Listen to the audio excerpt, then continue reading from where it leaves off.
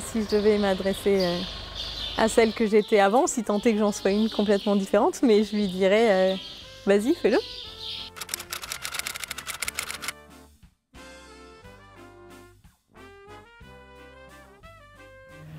Bah, je lui dirais qu'elle a bien fait parce que finalement ça a marché. Je lui dirais qu'elle avait peur quand même, mais je lui dirais que c'était super de prendre tous ces risques. Moi, je pense qu'on peut s'installer si on est une femme. Je pense que rien n'est impossible. Par contre, il faut bien s'entourer.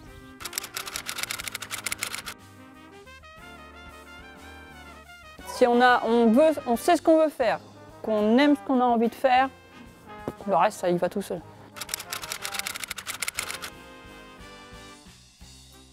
Pour ma part, moi j'ai cette mission aussi, quand je fais une ferme ici, dans ce territoire-là, de justement faire découvrir à la fois l'agriculture, à la fois nos pratiques et la façon dont moi j'ai envie de travailler, et à la fois le fait qu'on peut aussi être une femme et diriger une entreprise et être maman et impliquée dans la vie sociale, etc., etc.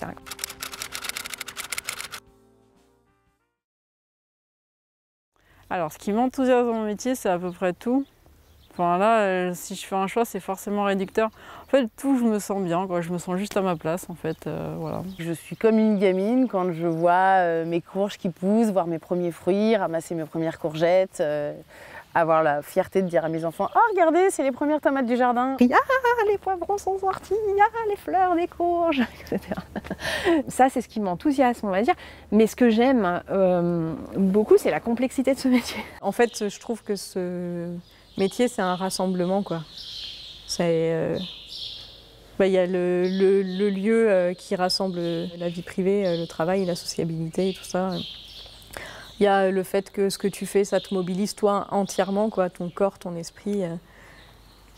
Enfin, du coup, je trouve que c'est quelque chose qui aide vraiment à se tenir vertical, quoi. Donc, je sais pas, j'ai l'impression qu'on se sent complet, quoi.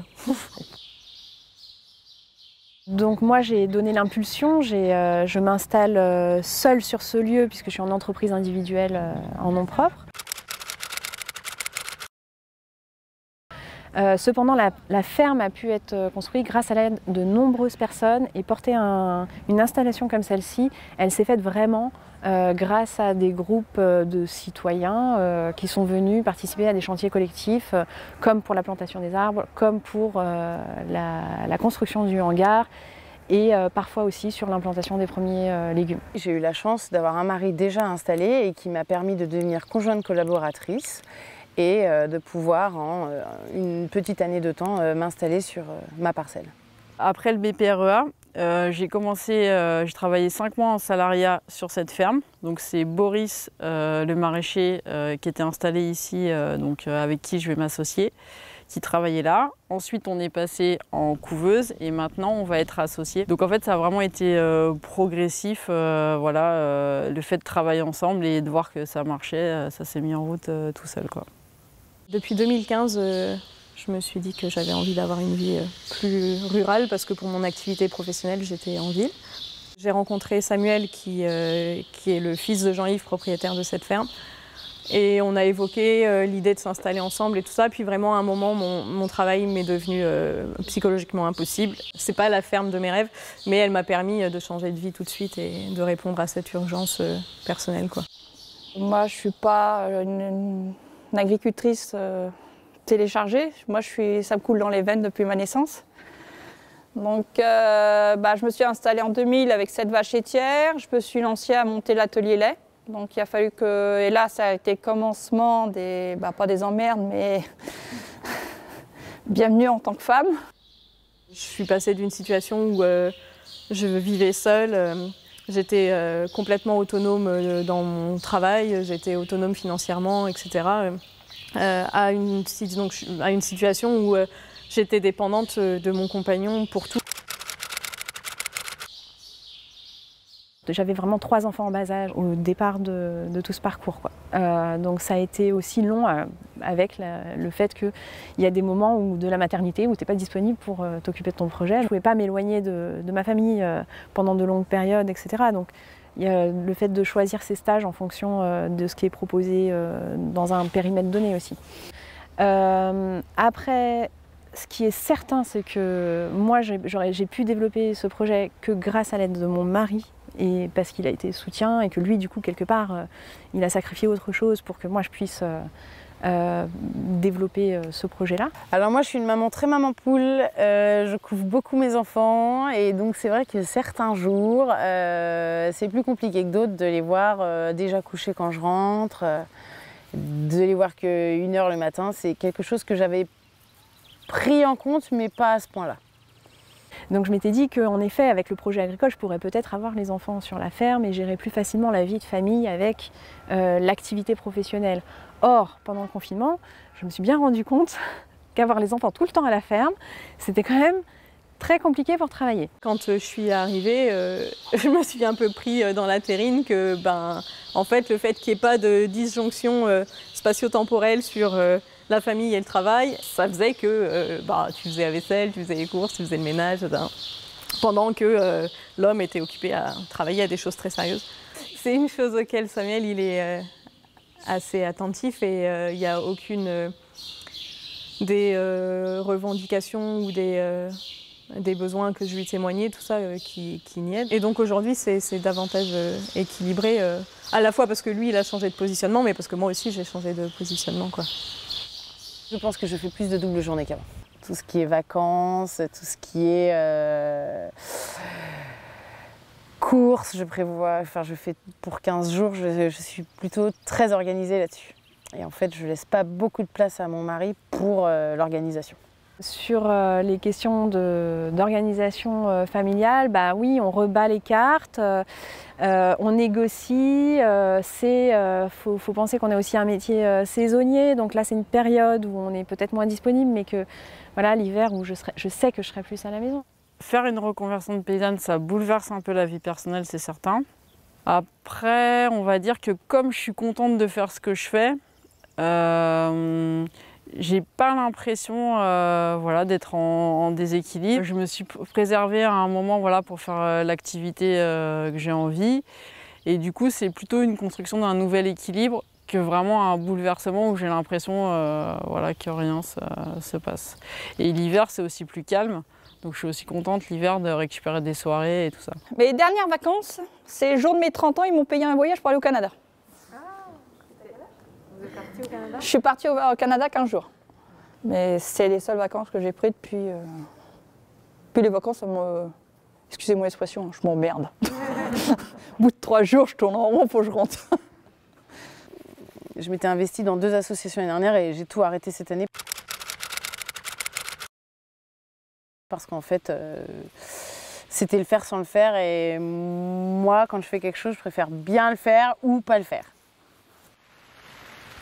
Pour le moment, je ne suis pas investie vraiment dans les associations parce que j'ai déjà énormément de choses à apporter et à développer et ce n'est pas le moment.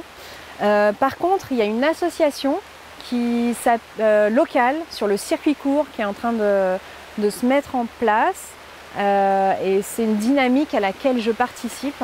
Je me suis lancée dans un syndicat agricole en 98, j'étais encore en étudiant. 92, on va dire, on va commencer. J'étais pas encore inscrite dans les listes, mais en 92, j'étais déjà sur les barricades. Au départ, on n'était pas beaucoup de femmes. Aujourd'hui, on commence à prendre du galon. Je suis administratrice au réseau des AMAP. Déjà parce que l'AMAP, ça me parle. Et en fait, je trouvais qu'il y avait plein de questions un peu sociales, politiques derrière.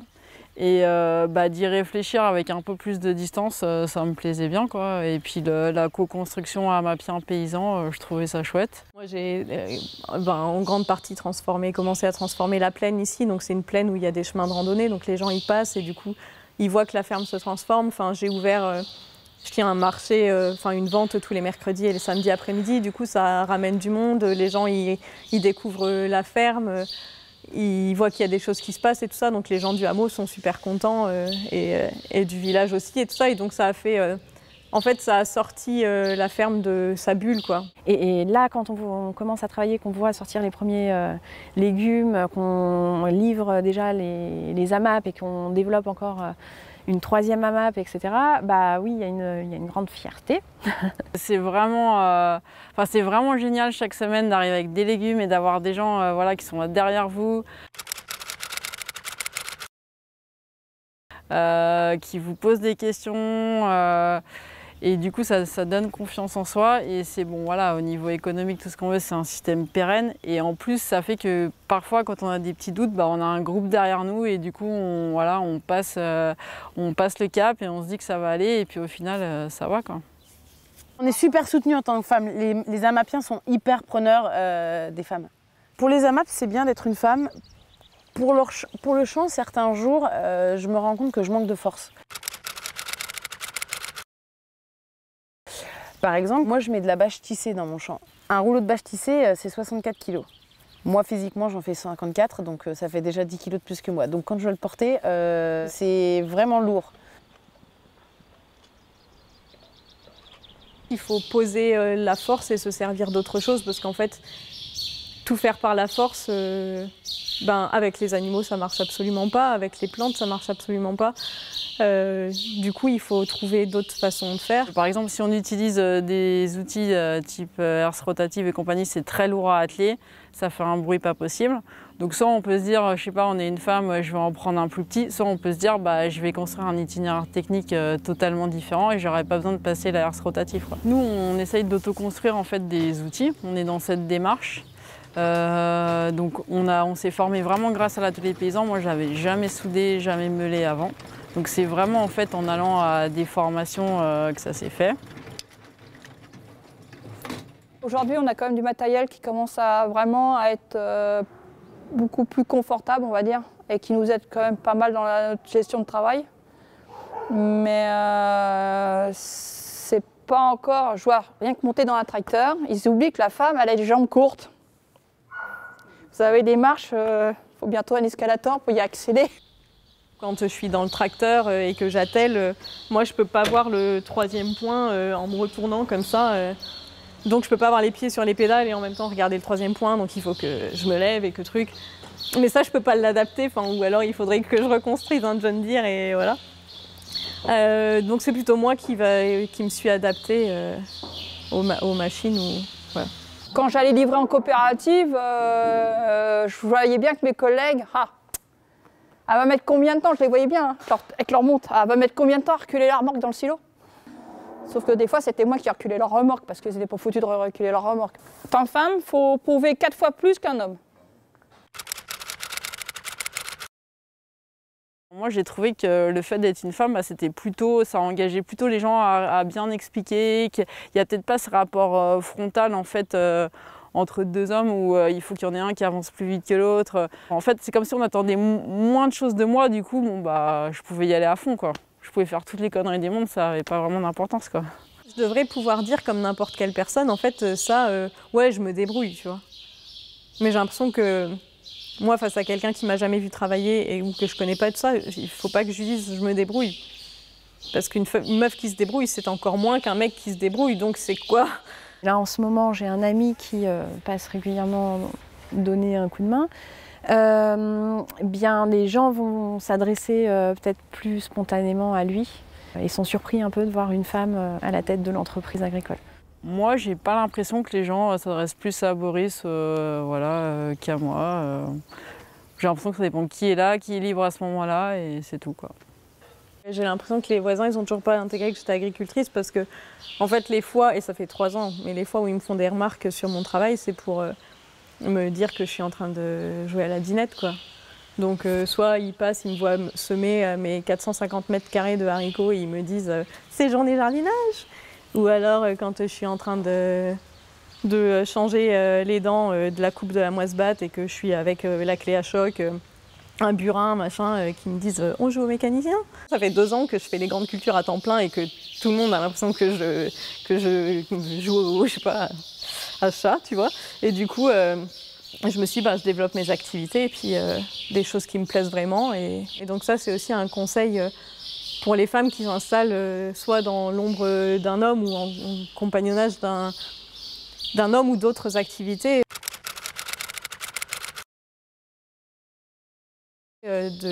Faut vraiment avoir la démarche soi-même de se dire ben, je vais me les créer, mes priorités, sinon elles n'existeront jamais, ni pour moi-même, ni pour mon compagnon ou je sais pas quoi.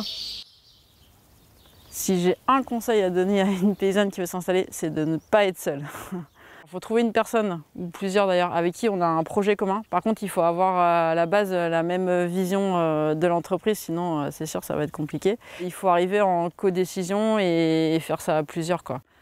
Et ça permet vraiment de... Parce que ce qu'on dit pour les femmes, c'est par rapport peut-être à la garde d'enfants, au travail qui est lourd, à plein de choses. Et ben, le fait d'être à plusieurs, en fait, ça gomme quand même pas mal de choses, quoi, de pouvoir compter sur quelqu'un d'autre, quoi.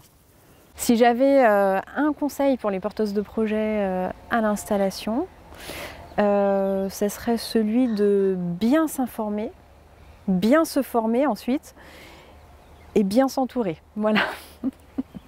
Parce qu'il y a beaucoup de hauts et de bas dans un parcours, mais si on sait pourquoi on le fait et qu'on est entouré, qu'on arrive à parler de nos difficultés, etc., là oui, bah, on arrive à faire que ça ressemble à ce qu'on pensait au départ. Si je devais conseiller une femme, c'est suivre son instinct, y aller, et si elle pense qu'elle peut le faire, c'est qu'elle peut le faire. Prendre du calimu de la paix, première dose, parce que des vitamines, et bah, puis en avoir un peu dans le pantalon, parce que faut y aller, et pas baisser. Je pense que être agricultrice, ça aide beaucoup à avoir confiance en soi, parce que c'est un travail dont on voit le résultat concrètement, quoi. Et puis le fait que tu te serves de ton corps tous les jours, ça fait que ton corps, c'est ton outil, c'est plus juste une image, comme quand tu fais du boulot intellectuel et qu'en fait ton corps, il est réduit au statut d'image. Là, du coup, tous les jours, il te rend service, il est fidèle, il est fiable et tout ça, et donc tu lui fous la paix, quoi. Est-ce qu'il est beau, est-ce qu'il est moche et tout ça, tu commences vraiment à en avoir rien à faire. Toi-même, est-ce que t'es belle, t'es moche, enfin, tu sais, tu t'en fous, t'es dans les champs ou je sais pas quoi. Donc ça fait vraiment du bien, donc je pense que ça aide beaucoup à avoir confiance en soi. Je pense que on a d'énormes capacités et qu'on est capable de vraiment beaucoup dans la vie et qu'on... Enfin, je pense vraiment que les femmes peuvent porter le changement, vraiment. On n'est plus tout à fait des moutons noirs dans nos campagnes.